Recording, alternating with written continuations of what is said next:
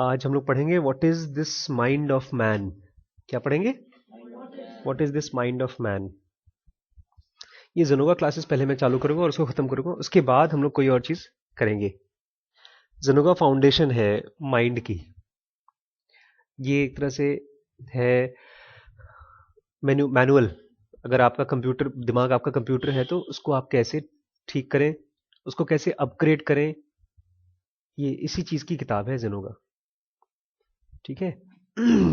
आज के चैप्टर में पढ़ेंगे what is this mind of man. There is no struggle of soul and body save in mind of those whose souls are asleep or those whose bodies are out of tune. अगर आप life में परेशान हैं, इसका मतलब है कि अच्छी चीज है। जो आदमी परेशान होने के बावजूद खुश है, एक तरह से कहना चाहिए निश्चिंत है, वो लगता है कोई फर्क नहीं पड़ता है, जाने दो। जैसे बहुत से बच्चे हैं क्लास में कम नंबर पाते हैं या फेल होते हैं तो भी उनको कोई फर्क नहीं पड़ता। यही कह रहा है कि जिस सोल में, जिस आदमी के अंदर में स्ट्रगल नहीं है, वो आदमी कहीं पहुंचेगा नहीं। There is no struggle in the soul and the body save in the minds of those whose souls are asleep. मतलब आपने अपनी सोल की बातचीत करना ही बंद कर दिया है। आपके अंदर में जो कुछ बड़ी बड़ी चीज होने की संभावना है उसकी आप सुनते ही नहीं अब। And bodies are out of tune. Body की एक ट्यूनिंग करनी पड़ेगी हम लोगों को। बॉडी की ट्यूनिंग का मतलब होता है आप सुबह उठते हैं, नहाते धोते हैं, फिर खाना पीना खाते हैं, लेकिन जब बीमार हो जाते हैं तो बहुत बार भूख नहीं लगती। तो उसमें क्या होता है, आपकी बॉडी की ट्यून खराब हो जाती है। अगर आप छुट्टी के दिन बहुत ज्यादा सो गए, मान लीजिए 11-12 बजे तक सो गए, फिर जो सुबह का नाश्ता खा सकते थे, खाने का टाइम था वो चला गया। दोपहर का खाना और सुबह का नाश्ता और नींद जो आपकी सुबह 6-7 बजे खुलती है वो खुलेगी 12 बजे। तो उसके बाद आपका पूरा जो बॉडी का ट्यून था वो बिगड़ जाएगा। इसलिए नहीं क्योंकि स्कूल जाना है, इसलिए क्योंकि जैसे पूरा किंगडम, अर्थ के जो एनिमल्स हैं उसमें कुछ एनिमल्स को छोड़ करके बाकी सब, कुछ नॉक्टर्नल है, बाकी सब क्या है? नॉक्टर्नल मतलब नॉक्टर्नल, नॉक्चर्नल, जैसे शेर या आउल, ये नॉक्टर्नल एनिमल है। हम लोग नॉक्टर्नल नहीं है, हम लोग दिन के एनिमल हैं। और आदमी छोड़कर बाकी सब जानवर आराम से सुबह सुबह उठ जाता है। आदमी अपना पर्दा लगाकर सो जाता है क्योंकि हम धीमे धीमे आउट ऑफ ट्यून हो रहे हैं नेचर से। अगर ट्यूनिंग अच्छी हो जाए तो हम जल्दी इवॉल्व होंगे। The brain of a thinking man does not exceed in size than the brain of non-thinking man in anything like the proportion in which mind of a thinker exceeds the mind of a savage. मतलब अगर आप दो लोगों को देखेंगे और दोनों का माइंड चेक करेंगे, सैवेज मतलब खूंखार दरिंदा, उसका ब्रेन और एक सोच विचार करने वाले आदमी का ब्रेन आपको अलग नहीं दिखाई देगा, दोनों सेम ही दिखाई देगा। तो फर्क क्या है? इट इज नॉट रीडिंग, पढ़ के नहीं होता है सब चीज। It is not study. Study और रीडिंग में फर्क, डिफरेंस क्या है?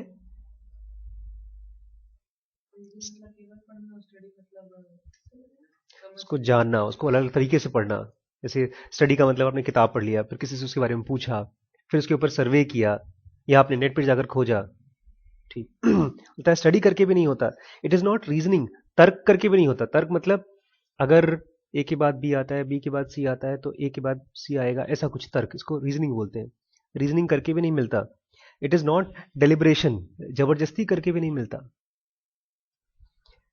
It is not self recruiting, अपने आप को आज से पक्का, आज से पक्का करेंगे, इससे भी नहीं मिलता। It furnishes immediate perception of things divine, eye to eye with the saints, spirit to spirit with God, peace to peace with heaven. जब तक आप साक्षात देख नहीं लेंगे, परसीव नहीं कर देंगे डिवाइन को, डिवाइन मतलब वो दैविक बोल सकते हैं, लेकिन अभी यहां पर दैविक से कंफ्यूज मत होइएगा कि वो कृष्ण को और राम को और इनके बारे में बात नहीं कर रहा है। ये किसी एक्सपीरियंस के बारे में बात कर रहे हैं। ये एक्सपीरियंस आम आदमी को भी हो सकता है, और ये एक्सपीरियंस उसमें भगवान है, लाइट की एक्सपीरियंस नहीं है, ये आपके माइंड की हायर स्टेट की एक्सपीरियंस है। तो जब आप डिवाइन को एक्सपीरियंस करेंगे, आई टू आई विथ सेंट्स, कोई बहुत बड़ा संत, ओरिजिनल संत होगा, उसको आप देखेंगे, उसको पहचानेंगे, तब होगा।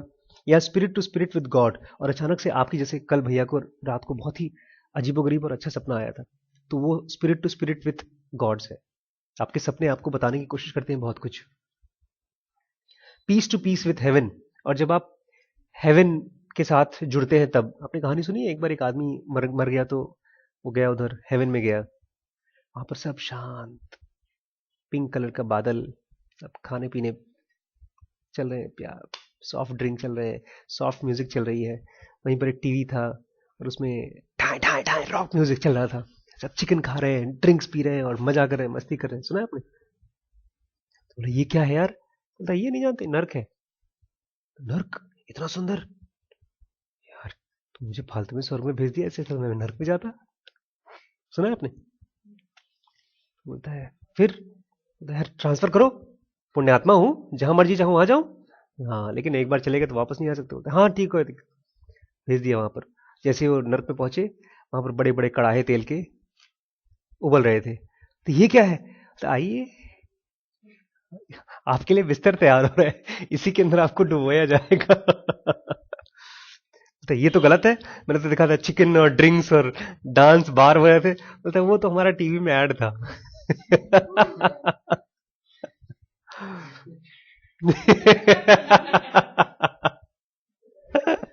तो जब आप एक्चुअली, जैसे मैंने इनसे कहा है कि आप अपने पाप, इन्होंने उस दिन बताया कि घर पे महाभारत चल रही है, दादाजी बीमार हैं और दादाजी की प्रॉपर्टी पर डिस्ट्रीब्यूशन चल रहा है, डिस्प्यूट चल रहा है, किसको क्या मिलेगी।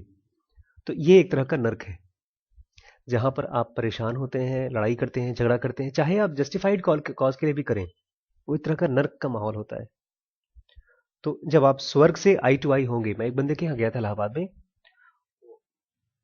मैं 2 महीने रेगुलर जाता रहा उनके यहाँ रोज, और कभी भी मैंने हस्बैंड वाइफ में बहस नहीं देखी। आराम से दोनों बैठ के बातचीत करते थे, और खाने पीने में भी जो खुशी खुशी सब लोग खाते थे। कभी खाना नहीं बना रही आंटी तो बाहर से खाना ले आते थे, खा लेते थे, और खूब खुश का माहौल था उनके घर में। तो मुझे लगा यार कल को जब मैं बूढ़ा होऊंगा तो मैं चाहता हूँ कि ऐसे ही मेरा भी घर हो। कभी मौका रहा तो शायद आप लोगों को मैं ले चलूँ उनके यहाँ, कभी किस्मत रही तो। Later we shall study this possibility when we discuss portion 3, 4 and 2 of mind and the cellular, molecular and electronic bodies or vehicles and their vast added dimension of consciousness.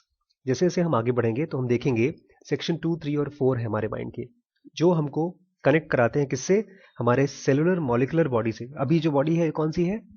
Cellular, ये सेल्स की बनी है। Molecular body जिससे हम सपना देखते हैं वो कौन सा होता है?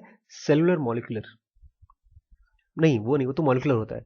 सेलुलर मॉलिकुलर होता है जो नाड़ियां होती हैं वो मॉलिक्यूल्स भी होती हैं और सेल्स भी होती हैं। इसके बाद आती है मॉलिकुलर बॉडी जिससे हम सपना देखते हैं, और इससे भी एक सटल बॉडी है, उसको बोलते हैं इलेक्ट्रॉनिक बॉडी। वो अभी उसका एक्सपीरियंस भी हम लोग को नहीं होता। अभी 4 चीजें होती हैं एक आदमी की बॉडी में: फिजिकल बॉडी, मॉलिकुलर बॉडी जिससे हम सपना देखते हैं, इलेक्ट्रॉनिक बॉडी जिसके बारे में हम कुछ नहीं जानते और उसका एक्सपीरियंस भी नहीं है, और लास्टली सोल या तो आत्मन, जिसका हमको खाली कहानियां सुन रखी हैं हमने। और लोग अपने आप को डरने से बचाने के लिए बोलते हैं कि हम मरते नहीं है, मरते नहीं है, मरते नहीं, लेकिन डरते हैं बेसिकली। हम सब जानते हैं कि मरते हैं। तो इन दोनों का एक्सपीरियंस नहीं है हमको। कौन कौन सा? सोल का और इलेक्ट्रॉनिक बॉडी का। खाली 2 का एक्सपीरियंस है। किसका किसका? सेलुलर और मॉलिकुलर। मतलब जैसे जैसे आप आगे बढ़ेंगे तब आपको इनका भी एक्सपीरियंस होना शुरू हो जाएगा। But for the present we have, what have we learn from this? What is brain? अभी के लिए हम ये समझते हैं कि ब्रेन क्या है। Are mind and brain synonymous? क्या माइंड और ब्रेन सिनोनिमस है? सिनोनिमस मतलब सेम है। Are they different? या क्या ये डिफरेंट है, और अगर डिफरेंट है तो कैसे? If so how? If the in the first 2 chapters we have seen the mind drift. इससे पहले 2 चैप्टर्स हैं, मैं बाद में पढ़ाऊंगा, थोड़ा बोरिंग, ज्यादा ही बोरिंग है। उसमें दिखाते हैं कि आप एक टॉपिक लीजिए, जैसे इसमें लिख बोलता है व्हाट इज माइंड, नहीं व्हाट इज मैन। तो एक वो सोचता है मैन, मैन डिक्शनरी खोलता है, बोलता है डिक्शनरी में तो, डिक्शनरी से तो अच्छा है यार, हैंडराइटिंग बड़ी अच्छी होती है, स्पेलिंग बड़ी अच्छी होती है। लेकिन देखो मेरी स्पेलिंग तो अच्छी थी, लेकिन मेरी गर्लफ्रेंड की स्पेलिंग बड़ी बेकार थी, लेकिन उसकी शक्ल बड़ी अच्छी थी। ये टॉपिक कहां से कहां चले गए हम? मैन से गर्लफ्रेंड पे। इसको बोलते हैं ड्रिफ्ट। चाहे आप 2 सेकंड के लिए फेसबुक खोलें, चाहे आधे घंटे के लिए, उसको क्या बोलेंगे हम? ड्रिफ्ट। किसी एक पाथ पे जा रहे हैं, उससे आप ड्रिफ्ट हो गए। तो बोलता है हमने देखा कि हमारा माइंड बार बार ड्रिफ्ट होता है, बहुत बार तो आप ड्रिफ्ट को पकड़ लेते हैं और बहुत बार आप ड्रिफ्ट को पकड़ ही नहीं पाते, इसीलिए आपको स्टडी सेंटर की जरूरत है। स्कूल की नहीं, घर की भी नहीं, स्टडी सेंटर की, चाहे ये हो चाहे कोई और हो। स्टडी सेंटर में आपके ड्रिफ्ट्स को प्यार से रोका जाएगा। Drifting gives us clue to inner states of mind. और ऐसा नहीं है कि हमारा माइंड पागलों की तरह कहीं भी ड्रिफ्ट हो जाता है, उसके ड्रिफ्ट से हमको क्लू मिलता है। जैसे मेरे जो ड्रिफ्ट ज्यादातर होते हैं, मैं अल्ट्रासाउंड कर रहा हूं, अचानक से मुझे ख्याल आता है यार यूनिवर्सिटी के लिए कागज कौन कौन से तैयार करने होंगे, यार अगर 5 करोड़ रुपए चाहिए होंगे यूनिवर्सिटी बनाने के लिए तो कहां से आएंगे। ये मेरे ड्रिफ्ट है, इससे मेरे अंदर के इमोशंस के बारे में पता चलता है। और वहीं पर कोई और बंदा है, उसके ड्रिफ्ट आ रहा है कि यार मेरा बेटा बीमार है, उसके लिए मैं दवाई कहाँ से लाऊंगा। तो ये उसका ड्रिफ्ट है और उसके ड्रिफ्ट से उसको क्लू मिल रहा है। वो काम कर रहा है कंप्यूटर पे, अचानक से उसको ख्याल आया कि यार हमारी वाइफ प्रेगनेंसी है, उसको कैसे कब होगी डिलीवरी, एटसेट्रा एटसेट्रा एटसेट्रा। तो ये सब ड्रिफ्ट्स हमारे अंदर के स्टेट्स को बताते हैं कि हम क्या चल क्या रहा है आपको। इसलिए उसकी पूरी स्टडी है। अगर आप आगे बढ़ना चाहते हैं तो अपने ड्रिफ्ट्स को लिखना शुरू करें, फिर उसको स्टडी करें कि इसके पीछे फियर है, इसके पीछे एंगर है, इसके पीछे जेलसी है कि क्या है। The drifting gives us a clue to the inner states of mind. Whenever a brain is observed or subjected to a test by sensitive instruments, it will be noted that brain or gray matter shows agitation, certain subtle movements, certain giving off of rays, certain striking of notes, certain creation of intensity, or, for want of better word or explanation, certain something. This certain something is the mind of man, or the effect of the impact of impulse reaching the brain through the senses. इसको समझाने से पहले आपको थोड़ी सी चीज बताता हूँ। एक कोई साइंटिस्ट थे, उनका नाम नहीं याद आ रहा है। उन्होंने एक ऐसी मशीन बनाई थी कि पेड़ों पर लगाओ तो पेड़ों की फीलिंग आप चेक कर सकते हैं। नाम याद है किसी को? उन्होंने पहली बार ऐसी मशीन बनाई थी कि पेड़ों की फीलिंग्स को कैलकुलेट कर सकते थे। उन्होंने ये दिखाया था कि अगर पेड़ रखिए आप और उसमें मशीन लगा दीजिए और एक आदमी कुल्हाड़ी लेकर के पेड़ को काटने के लिए आ रहा है तो उसमें वाइब्रेशन बढ़ जाते थे मशीन। हाँ, वाइब्रेशन बढ़ जाते हैं। और खाली इतना ही नहीं, ये भी बताया गया था। क्या बता रहे थे आप? पेड़ के अंदर में फीलिंग्स आती। और अगर आप कुल्हाड़ी लेकर आ रहे हैं पेड़ के पास और उसको काटना नहीं चाहते तो पेड़ के अंदर में कोई कंपन नहीं होता। और यही नहीं, अगर आप एक पेड़ को काटने के लिए आ रहे हैं तो कंपन दूसरे पेड़ में भी फीलिंग दिख जाती थी, वो जो वाइब्रेशन आते थे। तो ये कह रहे हैं अगर आप कोई मशीन लगाए ह्यूमन के ब्रेन के सर के ऊपर तो उसमें से कुछ रेज निकल के आएंगी, जिसको अगर हमारे पास सोफिस्टिकेटेड मशीन है, हमारे पास ईईजी वगैरह है, उसको नोट भी कर सकता है। ऐसा यहाँ चंदन में है, 1800-1900 रुपए की जांच होती है, तो उसको ईईजी बोलते हैं, इलेक्ट्रो एंसेफेलोग्राम। जैसे हार्ट की होती है ईसीजी, ब्रेन की होती है इलेक्ट्रो एंसेफेलोग्राम, ईईजी। बोलता है अगर आप उसको लगाएं तो आपके ब्रेन में से कोई वाइब्रेशन निकलेगी, कुछ एजिटेशन होंगे, कुछ रेज निकलेगी। इसको हम पता नहीं कौन से वर्ड से बोले, समथिंग, उसको बोलता है समथिंग बोले। और यही समथिंग क्या है? Mind of man. This certain something is the mind of man. या ये इसको और क्या कह सकते हैं? This is the effect of impact of impulse reaching the brain through senses. आप बैठे हैं, फेसबुक चालू किया, आंखों में चमक आ गई, फेसबुक से आंखों में गई, आंखों से ब्रेन में गई, वो इंपल्स आया और इंपल्स ने अपना इंपैक्ट डाला और उस इंपैक्ट के बाद आप खुश हो गए। तो ये आपका क्या है? Mind of man. These impacts or reactions to impacts are invisible. ये impacts मतलब ये जो बाहर से एनर्जी आंखों में जा रही है और ब्रेन में पहुंच रही है, ये impacts है। क्या बोलते हैं इसको? impacts। और आप जो उसके लिए करते हैं उसको बोलते हैं रिएक्शन टू इम्पैक्ट। जैसे मैंने आपसे पूछा कि आप कल क्यों नहीं आए? सर ऐसे ही सर, भूल गए सर, कल क्यों नहीं आए। मुझे लगा अरे तुम्हें याद ही नहीं तुम कल क्यों नहीं आए। तो ये मेरा रिएक्शन था आपके इम्पैक्ट के लिए। लेकिन अगर आपने बोला होता सर भूल गए सर क्यों नहीं आए, और मैं बोलता ठीक है यार कोई फर्क नहीं पड़ता, तो वो अलग इम्पैक्ट है। ठीक। येट लेकिन फिर भी they have definite existence and can be recorded and noted bye sensitive instruments. तो ये सब चीजें जो हमारे ब्रेन में चलती हैं ये होती हैं, ऐसा है, ऐसा नहीं कि नहीं होती, और इनका डेफिनेट एग्जिस्टेंस भी होता है और इनको हम रिकॉर्ड भी कर सकते हैं मशीनों से। इन कॉमन पार्लांस, पार्लांस मतलब भाषा, पार्लांस, अच्छा वर्ड है ना? क्या है? पार्लांस, आमतौर की बातचीत में, in common parlance such effect is called thought. आम भाषा में इनको क्या बोलते हैं हम? Thought. Therefore the mind of man is invisible. हमारा माइंड क्या है? मतलब मिस्टर इंडिया है, दिखता नहीं है, हम देख नहीं, शाहरुख खान दिख नहीं रहे। Unlike the brain which is visible, और ब्रेन क्या है? वो शाहरुख खान है, मतलब वो दिखता है भाई, मिस्टर इंडिया नहीं दिखते। Such individual reactions to impulse और impact in the grey matter is called thought. Brain में दो मैटर होते हैं, एक ग्रे मैटर और एक व्हाइट मैटर ब्रेन में। तो जो ज्यादातर थॉट प्रोसेस कहते हैं साइंटिस्ट, वो ग्रे मैटर में से निकलता है। तो बोलता है कि ये जो थॉट्स निकलते हैं वो ग्रे मैटर में से निकलते हैं, और ये थॉट्स भी दिखते नहीं है, इनविजिबल होते हैं। Thoughts group together make up mind of man. इन्हीं थॉट्स को अगर ग्रुप करके बना दें आप, तो क्या होगा? ये mind of a man. Late हो रहा है? ये माइंड ऑफ अ मैन है। जो बोर होने लगता है तो टाइम देखना शुरू कर देता है। 8 बज गए।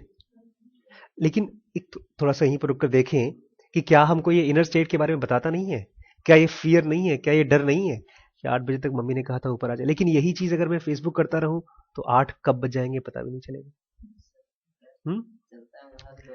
नहीं, मैं ये नहीं कह रहा हूं कि नहीं हो सकता है पता चलता हो, लेकिन चाहे फेसबुक करते समय चाहे पढ़ाई करते समय, अगर घड़ी को मेरा मन जा रहा है, इसका मतलब ये है कि वो मेरे इनर स्टेट के बारे में बता रहा है भाई।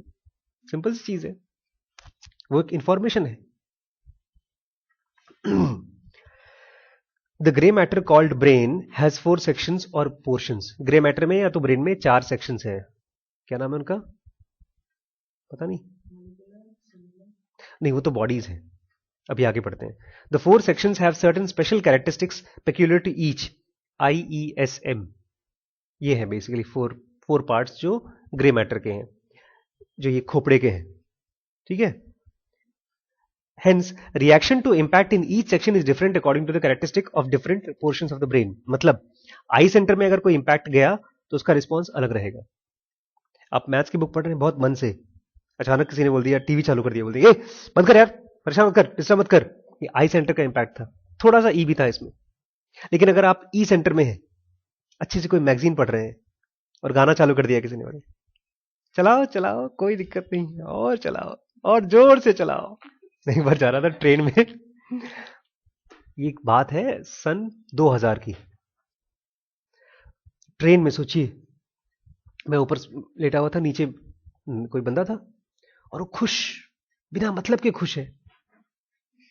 मैं सोच रहा था, मैं गेस कर रहा था मन में, ये किस लिए खुश है इतना, और वो इतना खुश कि कोई आने जाने वाला बंदा। आपने ट्रेन में कभी ट्रैवलिंग की है?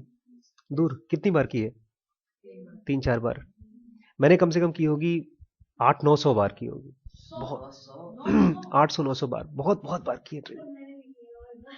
उसमें आप देखेंगे जो लोग रिजर्वेशन करा लेते हैं ट्रेनों में, थोड़े घमंडी हो जाते हैं, बैठा नहीं है यहाँ पे, रिजर्वेशन नहीं है, वहां नीचे लो। और यही नहीं, अपने बगल वहां नीचे की कुर्सी पर भी नहीं बैठने देंगे, नीचे पर भी रिजर्वेशन नहीं, जाओ चालू डब्बे में जाओ। और चालू डब्बा इतना भरा होता है ट्रेनों का, उसमें आप पैर नहीं रख सकते। ट्रेन में एक तो होता है फर्स्ट क्लास, इसमें वीआईपी बैठते हैं, एसी वीआईपी लोग बैठते हैं, और होता है ये 3 टायर 2 टायर रिजर्वेशन कंपार्टमेंट। वो एसी नहीं होता, खुला होता है, लेकिन रिजर्वेशन कराना पड़ता है आपको उसमें। इसके बाद आता है चालू, जिसमें आप टिकट ले लीजिए, सस्ता टिकट होता है, कहीं पर भी जाके बैठ जाइए, उसको बोलते हैं चालू डब्बा। आम कॉमन पार्लांस में चालू डब्बा कहते हैं। तो वो बंदा इतना खुश कि बाकी सब लोग अपनी कुर्सियों से हटा रहे हैं लोगों को, लेकिन ये बोलता है हाँ बैठ जाओ बैठ जाओ, बैठो अम्मा। उसको अपने बेटे को बिठा लिया, उसने लिटा दिया बेटे को, कोई दिक्कत नहीं। वो भी लेट गई, वो बगल में कोने में जाके खड़ा हो गया, आराम करो। मैं सोच रहा इसको क्यों इतना खुश है। उसकी उम्र देखी मैंने, तो रहा होगा करीब 20-21 साल का रहा होगा। तो मैंने इसे तुक्का मारा, मैंने कहा शादी होने वाली है क्या? शादी कब? कल। मतलब ऐसा नहीं बोला है, मैं तो थोड़ा बढ़ा के बोल रहा हूँ, लेकिन मुझे लगा इसके पीछे कुछ रीजन है खुश होने का। ये ई सेंटर का रिस्पॉन्स था नॉर्मल इंपैक्ट्स का। और एस सेंटर का इंपैक्ट और भी अलग होगा। Every single mind due to its inherent characteristics of some certain something creates affinity or repulsion or indifference।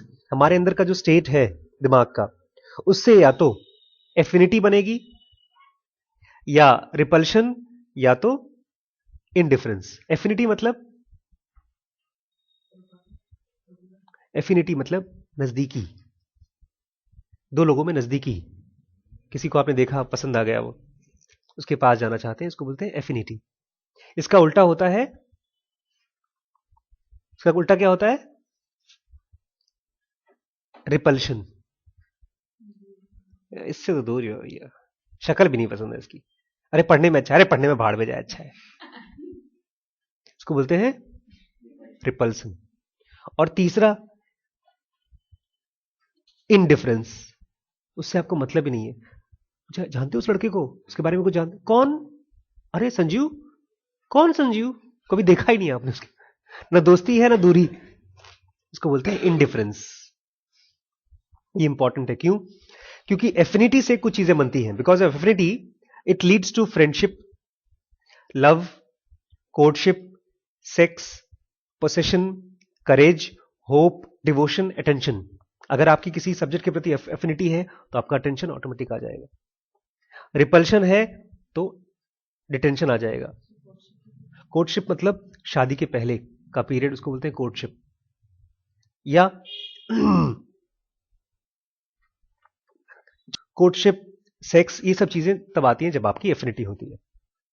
Repulsion leads to anger, egoism, greed, envy, arrogance, cruelty, doubt, disbelief and sex, even rape. अगर किसी को आप hate करते हैं तो उसको आप बलात्कार करेंगे। डिसबिलीफ, कोई आदमी बोलेगा ये काम जानते हो, ये अच्छी बात, आपके ऊपर विश्वास नहीं करेगा। डाउट क्रिएट होगा, आपके अंदर क्रुएलिटी आएगी, लात मार देंगे दरवाजे को आप, या जो भी करेंगे। लीड्स टू एंगर, सब लोग जानते हैं गुस्सा आता है जब आप किसी को हेट करते हैं, रिपल्शन होता है। ईगोइज्म, घमंड आता है एक दूसरे के बीच में। अगर आपसे कोई बोल रहा है कि मेरे कितने नंबर है, बोले तुम्हारे 10 में से 10 और मेरे 10 में से 9, तो आपको अगर घमंड आ रहा है अपने नंबर पे कंपेयर टू अपने छोटे भाई के नंबर पे, तो ये घमंड है, ये रिपल्शन है। ग्रीड, लालच, मेरे पास है और उसके पास है और मेरे पास नहीं, तो हमको लालच आता है, ये रिपल्शन से आता है। अगर उसके पास है और मेरे पास नहीं है और हम दूसरों को पसंद करते हैं तो हमको खुशी होती है कि चलो यार मेरे दोस्त के पास कम से कम है तो। एनवी, जेलसी, ग्रीड का ही दोस्त है वो। एरोगेंस मतलब घमंड, एरोगेंस मतलब घमंड नहीं, एटीट्यूड, जैसे निशान के अंदर है बहुत। उसको बोला, मैम ने बोला कि चप्पल पहन के अंदर मत जाओ, सिंपल सी चीज थी, उतार सकता था, नहीं सर मैम मैं जाऊंगा, अंदर जाऊंगा ही। एग्जाम्पल मैं दे रहा हूं, एरोगेंस हो गया।